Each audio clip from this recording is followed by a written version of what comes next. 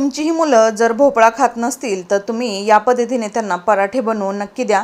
मुलांना समजणार सुद्धा नाही की हे पराठे आपण भोपळा वापरून तयार केलेले आहेत.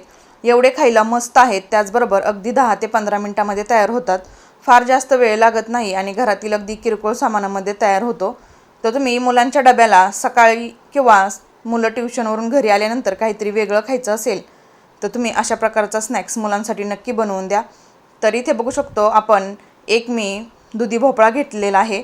तर दुधी भोपळा जेव्हा आपल्याला पराठा करायचा असतो त्यावेळेस कोवळाच घ्यायचा आहे. तर याची साल काढून घ्यायची आहे आणि नंतर याची आपल्याला काप करून पाण्यामध्ये ठेवायचा आहे, जेणेकरून दुधी भोपळा काळा पडू नये.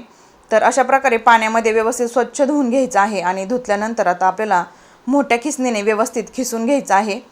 तर इथे दुधी भोपळा आपण कोवळा वापरला असल्यामुळे त्यातील बिया काढायची काहीही गरज नाही, असाच तो आपल्याला व्यवस्थित खिसून घ्यायचा आहे. तर सहसा मुलं भोपळा खायला कानकून करत असतात. तर अशा वेळेस तुम्ही या पद्धतीने जर त्यांना पराठे करून खायला घातले तर अगदी आवडीने मुलं हे पराठा खातील आणि पुन्हा पुन्हा बनव असं तुमच्याकडे आग्रह नक्की करतील.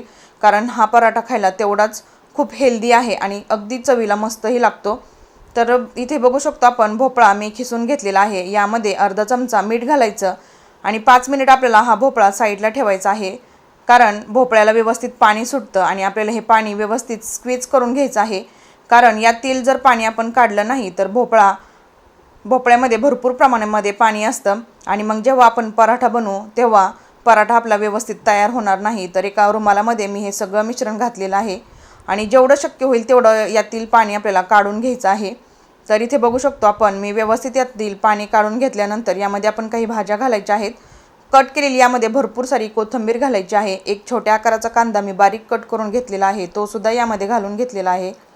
आता मसाल्यामध्ये आपण अर्धा चमचा हळद घालायची आहे, 1 चमचा लाल तिखट घातलेला आहे, अर्धा चमचा यामध्ये धने पावडर, चवीनुसार मीठ घालायचं आहे आणि सगळ्यात शेवटी आपल्याला इथे चाट मसाला वापरायचा आहे. तर तुम्ही बघू शकता एवढेच बेसिक मसाले आपल्याला इथे वापरायचे आहेत.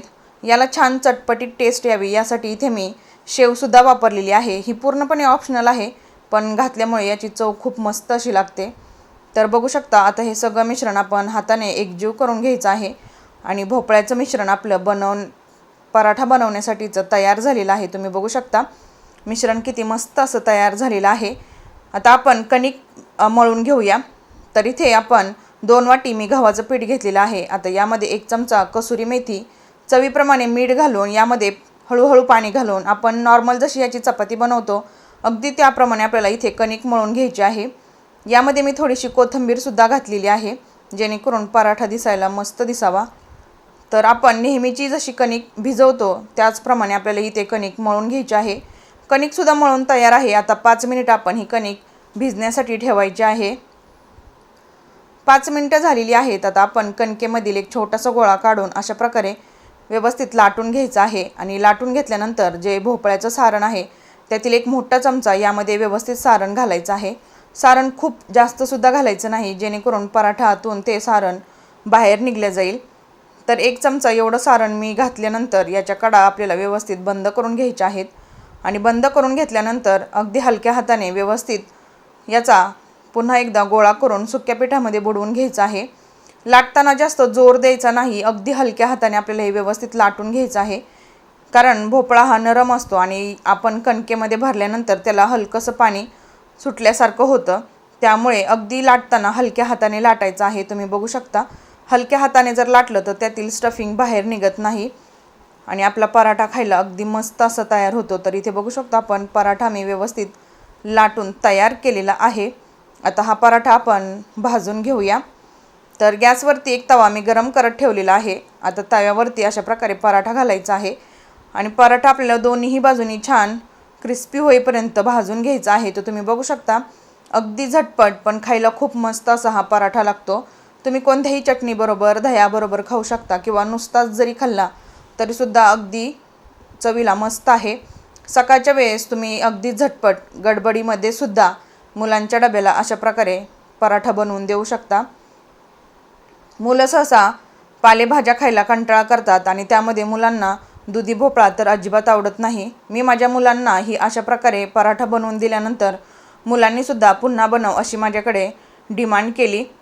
तर तुम्ही बघू शकता दुसराही पराठा मी इथे अशाच प्रकारे बनवून घेतलेला आहे आणि दोन्हीही पराठे आपले अतिशय मस्त असे तयार झालेले आहेत। तर ही रेसिपी तुम्ही नक्की ट्राय करून पहा। त्याचबरोबर रेसिपी जर आवडली तर चॅनेलला लाईक आणि सबस्क्राईब करा। त्याचबरोबर तुमची एक छोटीशी कमेंटसुद्धा करा, मला तुमची कमेंट वाचायला खूपच आवडेल।